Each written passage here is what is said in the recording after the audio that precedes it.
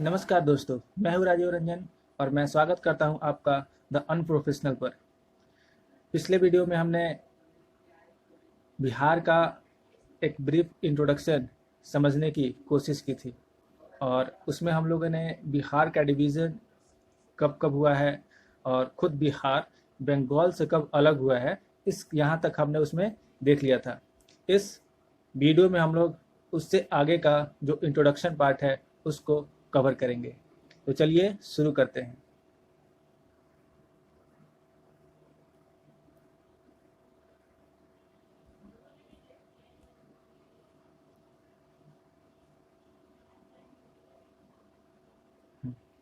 तो हमने डिवीज़न तक कल जो है, यानी कि जो पिछले वीडियो थी उसमें हम लोगों ने कवर कर लिया था। अब यहाँ से हम लोग आगे देखेंगे। बिहार की लैंग्वेज की बात करते हैं कि बिहार में कितने तरह की लैंग्वेज जो है वो ज़्यादा बोली जाती है और कितने तरह की लैंग्वेज जो है वो यहाँ पर सुनने को या फिर देखने को मिलती है। अगर बात करें लैंग्वेज की तो बिहार में सबसे ज़्यादा मैथिली लैंग्वेज जो है वो बोली जाती है, यानी कि मैथिली सबसे ज़्यादा बोली जाने वाली भाषा है बिहार में। इसके साथ साथ हिंदी, उर्दू, भोजपुरी और अंगिका और मगही, ये सारे लैंग्वेज भी यहाँ पर काफ़ी ज़्यादा बोली जाती हैं। सबसे ज़्यादा बिहार की जो पहचान है वो भोजपुरी से होती है, यानी कि बिहार में जो लोग हैं वो भोजपुरी जो है वो काफ़ी ज़्यादा बोलते हैं। इसके साथ साथ कुछ भाषाएं ऐसी हैं जो ना ही प्योर बगधी होती है, मतलब कि कोई एक भाषा उसमें नहीं होती है, वो कुछ अलग अलग भाषाओं को मिक्स करके वो अपने आप को मतलब एक सामने दिखलाती हैं। सो बिहार में ये कुछ लैंग्वेज है जो बोली जाती हैं, जिसमें कि मैथिली, याद रखिए मैथिली सबसे ज़्यादा बोली जाने वाली भाषा है। भले ही बिहार का जो पहचान है वो भोजपुरी से किया जाता है, लोग समझते हैं कि बिहार में लगभग भोजपुरी ही सबसे ज़्यादा बोले जाने वाली लैंग्वेज होनी चाहिए, लेकिन ऐसा नहीं है। बिहार में जो सबसे ज़्यादा बोले जाने लैंग्वेज है वो है मैथिली। इस बात का स्पेशली आप लोग ख्याल रखिएगा। बात करते हैं स्टेट सिंबल्स की। यहाँ का जो बिहार का जो स्टेट एनिमल है वो होता है ऑक्स। अगर बात करते हैं बर्ड की वो है स्पैरो। उसके बाद फ्लावर की बात करें तो मैरीगोल्ड, और स्टेट ट्री की बात करें तो पीपल।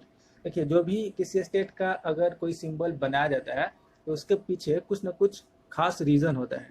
एनिमल, अगर बिहार के स्टेट एनिमल की बात करें तो वो ऑक्स है। ये ऐसा इसलिए भी है क्योंकि बिहार का जो पूरा का पूरा इकॉनमी कह सकते हैं कि वो एग्रीकल्चरल है, यानी कि बिहार में खेती सबसे ज़्यादा होती है। मैं यहाँ पर एक और बात बता दूँ कि बिहार में लगभग 89% से ज़्यादा पॉपुलेशन जो है वो गाँव में रहती है। सिर्फ 11% यानी कि 11% लोग ही शहरों में निवास करते हैं। इसलिए, और पहले ज़माने में जब खेती होती थी तो उसमें ऑक्स यानी कि बैल का एक बहुत ही ज़्यादा महत्वपूर्ण योगदान होता था, क्योंकि जो भी खेत की जुताई होती थी वो बैलों से ही होती थी। मशीन्स वगैरह इतने ज़्यादा नहीं थे। अभी भी बिहार के कुछ पार्ट्स ऐसे हैं, यानी कि काफ़ी ज़्यादा पार्ट्स में जो है वो खेत जुताई का काम जो है वो बैलों से किया जाता है। लेकिन अब जो उतना ज़्यादा ये नहीं देखा जाता है, क्योंकि मशीन्स आ गई है, टेक्नोलॉजी हो गया है। टेक्नोलॉजी के यूज़ करके जो है वो खेती की जा रही है। तो इसीलिए जो है जो स्टेट एनिमल है वो बिहार का वो ऑक्स है। बर्ड स्पैरो, फ्लावर जो है वो मैरीगोल्ड, और स्टेट ट्री जो है वो पीपल। पीपल इसलिए भी है क्योंकि जो बिहार की एक तरीके से मानिए पहचान है, तो वो यहाँ की जो बौद्ध धर्म और जैन धर्म है उससे रिलेटेड है। काफ़ी ज़्यादा यहाँ पर हर साल टूरिज्म का जो, यानी कि टूरिस्ट जो है वो आते हैं, खासतौर पर जो बौद्ध भिक्षु होते हैं वो यहाँ पर आते हैं। और गौतम बुद्ध को जो अ, उनको जो ज्ञान की प्राप्ति हुई थी वो पीपल के पेड़ के नीचे बैठ कर ही हुई थी। इसीलिए यहाँ का जो स्टेट ट्री है वो पीपल माना जाता है, पीपल को बनाया गया है। बात करते हैं लोकेशन की, बिहार की लोकेशन। तो जैसा कि हमने पहले भी देख लिया है कि बिहार जो है वो लगभग नॉर्थ ईस्टर्न साइड में पड़ता है, इंडिया के नॉर्थ ईस्टर्न साइड में है। और इसके जो हमने चारों तरफ का सराउंडिंग्स देखा था कि ये उत्तर में जो है वो नेपाल, जो कि एक इंटरनेशनल बाउंड्री बनाती है, वो है। उसके साथ वेस्ट साइड में हमने देखा था कि वेस्ट साइड में यूपी है, इस साइड में बांग्लादेश, और जो साउदर्न साइड है वहाँ पर झारखंड का बॉर्डर इससे लगता है। लैटिट्यूडनल एक्सटेंशन की बात करें तो ये लगभग 24 डिग्री से लेकर के 27 डिग्री नॉर्थ तक जो है इसका फैलाव है, विस्तार है। आपको ये पूरा डाटा याद करने की जरूरत नहीं है, एक लगभग में आप याद कर लीजिए कि 24 से लेकर के 27 डिग्री तक ये क्या है, इसका एक्सटेंशन है। 24 डिग्री से लेकर के 27 डिग्री नॉर्थ, याद रखिए नॉर्थ। और अगर लॉन्गिट्यूडनल की बात करें तो वो है 83 से लेकर के 88 डिग्री ईस्ट तक। तो इसका लैटिट्यूडनल हो जाएगा 24 से लेकर के 27 डिग्री नॉर्थ, और लॉन्गिट्यूडनल की बात करें तो वो हो जाएगा 83 से लेकर के 88 डिग्री ईस्ट तक, यानी कि नॉर्थ और ईस्ट, इसीलिए इसको नॉर्थ ईस्ट भी कहता है कि जो ये नॉर्थ ईस्ट साइड में है। तो ये तो पूरा ग्लोब के अकॉर्डिंग इसमें दिखाया गया है कि ये नॉर्थ ईस्ट में है। वैसे भी इंडिया के साइड की से बात करें तो ये नॉर्थ ईस्ट में ही आता है। सो आगे देखते हैं।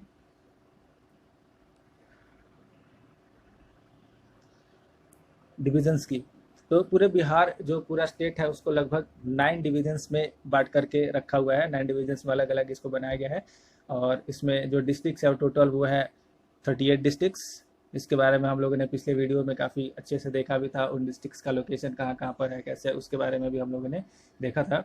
सब डिविजन्स की बात करें तो टोटल 101 सब डिविजन्स है। बात करते हैं अब यहाँ पे बिहार में जो लोकसभा सीट्स है, राज्यसभा सीट्स है, उसके बारे में कि वो सारी कितने हैं। देखिए, लोकसभा सीट जो होता है पर 10 लाख के अकॉर्डिंग जो है वो डिसाइड किया जाता है, यानी कि हर 10 लाख पॉपुलेशन के ऊपर एक लोकसभा सीट जो है वो दी जाती है। उस हिसाब से बिहार की जो लोकसभा सीट्स है वो टोटल कितनी है, 40 है। बिहार में 40 लोकसभा सीट्स हैं। राज्यसभा सीट्स की बात करें तो वो लगभग 16 है, 16 राज्यसभा सीटें जो हैं वो बिहार को दी गई हैं। बिहार की जो लेजिस्लेटिव असेंबली है, यानी कि विधानसभा जो है, जहाँ पर चुन करके मुख्यमंत्री बनते हैं। लोकसभा जब चुनाव होता है तो वहाँ पर हम लोग प्रधानमंत्री को चुनते हैं, और प्रधानमंत्री के साथ साथ अगर ये कहा जाए कि हम लोग जो है लोकसभा मेंबर भेजने के लिए अपने एरिया से उसको चुनते हैं तो वो ज़्यादा बेहतर होगा। यानी कि लोकसभा से प्रधानमंत्री बनते हैं, और जब विधानसभा का चुनाव होता है तब उस वक्त मुख्यमंत्री बनते हैं। तो बिहार में जो असेंबली सीट्स है वो टोटल 247 है। और लेजिस्लेटिव काउंसिल्स, लेजिस्लेटिव काउंसिल याद रखिए कि भारत के सारे स्टेट्स में नहीं है, वो लगभग पहले तो 6 या 7 स्टेट्स में था, लेकिन जम्मू कश्मीर के जो उसका स्टेटहुड जो था, जब से उसको समाप्त किया गया तो वहाँ से भी जो लेजिस्लेटिव काउंसिल है वो निरस्त हो गया है। तो अभी के हिसाब से लगभग 5 ऐसे स्टेट्स हैं जहाँ पर लेजिस्लेटिव काउंसिल जो है वो है, बाकी सारे स्टेट्स में लेजिस्लेटिव काउंसिल्स नहीं है। तो बिहार में भी लेजिस्लेटिव काउंसिल है, और यहाँ पर लेजिस्लेटिव काउंसिल्स की जो सीट्स है उसका नंबर है 75। तो ये पॉइंट्स काफ़ी इंपॉर्टेंट है, आपको याद रखना है। चलिए इसको फिर से एक बार रिविजन करते हैं। तो लोकसभा के सीट्स कितने हैं, 40। राज्यसभा के सीट्स कितने हैं, 16। असेंबली सीट्स की बात करें तो वो है 247, और काउंसिल्स की बात करें तो वो है टोटल 75। सो ये इंपॉर्टेंट है, इसको याद रखिए, एग्जाम्स में काफ़ी ज़्यादा ये पूछ लिए जाते हैं।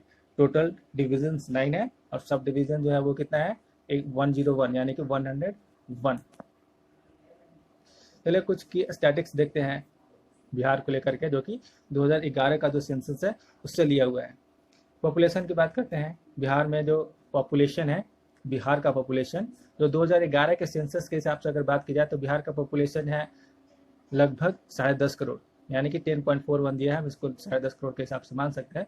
ये 2011 में था, अभी 2020 का समय है, यानी कि लगभग फिर से सेंसस का जो है वो समय हो ही चुका है। तो इसके एक अनुमान के तौर पर 2020 में जो पॉपुलेशन है बिहार की वो लगभग 12 करोड़ 85 लाख हो जाएगी। यानी कि 2020 में जो पॉपुलेशन है बिहार की वो लगभग 13 करोड़ के आसपास, आप क्या कीजिए, इसको याद कर लीजिए कि लगभग क्या है, 13 करोड़। वैसे एग्जैक्ट है 12.85 करोड़। अर्बन पॉपुलेशन 11.3% है, और रूरल पॉपुलेशन 88.7% है, यानी कि 88.7 अर्बन है, सॉरी रूरल है, और 11.3% क्या है वो अर्बन पॉपुलेशन है। इसलिए बिहार जो है एक एग्रीकल्चर बेस्ड यहाँ पर पॉपुलेशन पूरी की पूरी है। ज़्यादा लोग जो है वो खेती से जुड़े हुए हैं। अब चूँकि यहाँ पर खेती से भी जो आजीविका होती है वो उतना ज़्यादा नहीं हो पाता, इसलिए यहाँ के लोग जो है वो बड़े बड़े शहरों में जाकर के जॉब की तलाश करते हैं, और वहाँ पर जाकर जॉब करते हैं। इसीलिए बिहार से निकलने वाले प्रवासी मजदूर काफ़ी ज़्यादा हैं। पॉपुलेशन डेंसिटी की बात करते हैं। सबसे पहले मैं बता दूं कि पॉपुलेशन डेंसिटी होता क्या है। अगर हम 1 किलोमीटर स्क्वायर एरिया में रहने वाले लोगों की संख्या निकालते हैं, किसी भी जगह पर अगर हम लोग 1 किलोमीटर स्क्वायर एरिया के बीच रहने वाले टोटल लोगों की संख्या निकालते हैं तो वो क्या होगा, उसका पॉपुलेशन डेंसिटी हो जाएगा। इसको कैलकुलेट करने का तरीका भी है कि आप जो है क्या कीजिए कि टोटल पॉपुलेशन, यानी कि पॉपुलेशन उस जगह का, और डिवाइडेड बाई उसका टोटल एरिया आप लिख दीजिए किलोमीटर में स्क्वायर में। तो इससे जो प्राप्त होता है, जिससे जो निकल करके आएगा वो क्या हो जाएगा वहाँ का पॉपुलेशन डेंसिटी। तो बिहार की पॉपुलेशन डेंसिटी 1106 यानी कि 1106 पर्सन पर स्क्वायर किलोमीटर है। सेक्स रेशियो की बात करते हैं। सेक्स रेशियो की बात का मतलब होता है कि 1000 पुरुषों के ऊपर कितनी महिलाएं जो है वहाँ का पॉपुलेशन, महिलाओं का पॉपुलेशन कितना है, यानी कि एक तरफ 1000 मेल और दूसरी तरफ उसके कंपेरिजन में कितनी महिलाएं मिलती हैं, तो उसको हम लोग सेक्स रेशियो बोलते हैं। बिहार में सेक्स रेशियो काफ़ी ज़्यादा ख़राब है, लगभग ये 918 फीमेल पर 1000 मेल है, यानी कि सेक्स रेशियो जो है बिहार का वो काफ़ी अच्छी नहीं कह सकते इसको। लिटरेसी रेट की बात करते हैं तो बिहार का लिटरेसी रेट 61.8% है, जो कि सबसे कम है। 68.1% सबसे कम होता है, यानी कि इसका जो है वो काफ़ी कम है, इसमें काफ़ी सुधार की ज़रूरत है। मेल की बात करें तो यहाँ पर जो पुरुषों की साक्षरता दर है वो 71.2% है, यानी कि 71.2%, यानी कि मेल जो है ज़्यादा लिटरेट है और फीमेल जो है वो काफ़ी कम है, आधी के लगभग 51.5%, जो कि काफ़ी ज़्यादा कम है, यानी कि इस पर भी काफ़ी ज़्यादा काम करने की ज़रूरत है। वैसे मैं बता दूं कि ये जो है पूरा का पूरा 2011 के सेंसस के अकॉर्डिंग डाटा है। 2021 में जो सेंसस होगा उसमें उम्मीद है कि ये सारे नंबर्स जो है वो काफ़ी बदल जाए, क्योंकि पिछले 10 सालों में काफ़ी समय बीत गया, काफ़ी ज़्यादा शिक्षा के ऊपर काम भी हुआ है। लिटरेसी रेट में उम्मीद है कि जो इंक्रीजमेंट है वो देखने को मिलेगा। बात करते हैं डिस्ट्रिक्ट्स की। डिस्ट्रिक्ट्स विद हाईएस्ट पॉपुलेशन, यानी कि वो जिला, वो शहर जहाँ पर पॉपुलेशन जो है वो काफ़ी ज़्यादा है, वो है पटना।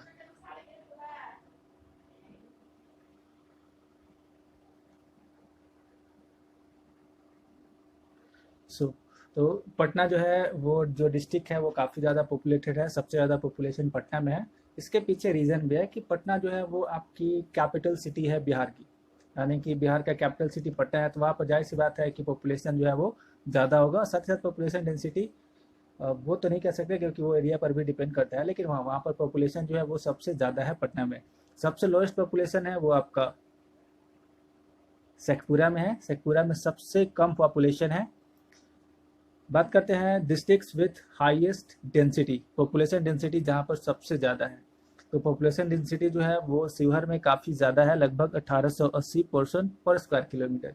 ये ऐसा इसलिए भी है क्योंकि शिवहर जो है सबसे छोटा डिस्ट्रिक्ट है, यानी कि वहाँ का एरिया जो है, डिस्ट्रिक्ट एरिया जो है वो काफ़ी ज़्यादा कम है। हमने जब डिस्ट्रिक्ट्स को देख रहे थे, पूरा का पूरा डिस्ट्रिक्ट और उसके लोकेशंस, तो वहाँ पर हमने ये बात देखा भी था कि शिवहर जो है काफ़ी छोटा है, और ये जो है बिहार के नॉर्दर्न साइड में आता है। नॉर्दर्न साइड जो है, जो नॉर्दर्न बिहार है वहाँ पर शिवहर, दो अलग अलग डिस्ट्रिक्ट्स के बीच में ये एक सैंडविच बनता है। तो अगर आपने पिछला वीडियो देखा है तो आप कमेंट में ये लिख करके बताएं कि वो दोनों डिस्ट्रिक्ट्स कौन कौन से हैं जिसके बीच में शिवहर जो है एक छोटा सा सैंडविच की तरह जो है वहाँ पर प्लेस्ड है। सबसे लोवेस्ट पॉपुलेशन डेंसिटी की बात करें तो वो है कैमूर।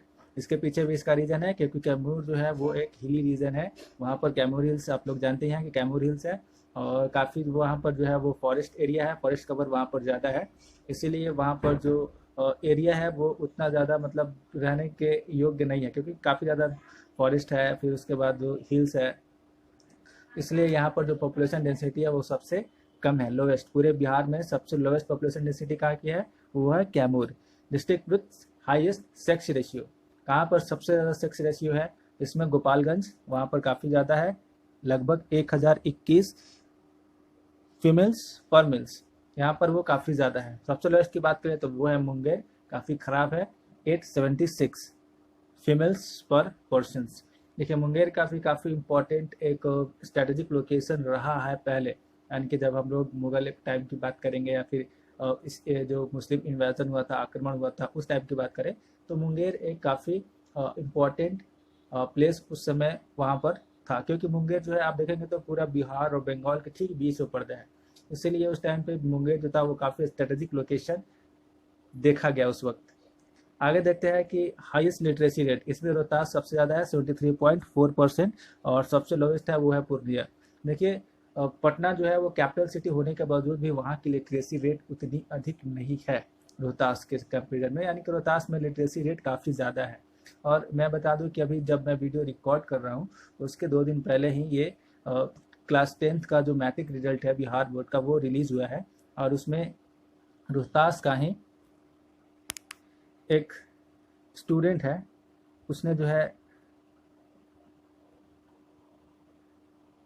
रोहतास के एक स्टूडेंट ने जो टॉप किया है एग्जाम्स, कुछ नाम है, नाम हमको याद नहीं आ रहा, लेकिन रोहतास का एक स्टूडेंट है, उसने एग्जाम को टॉप किया है।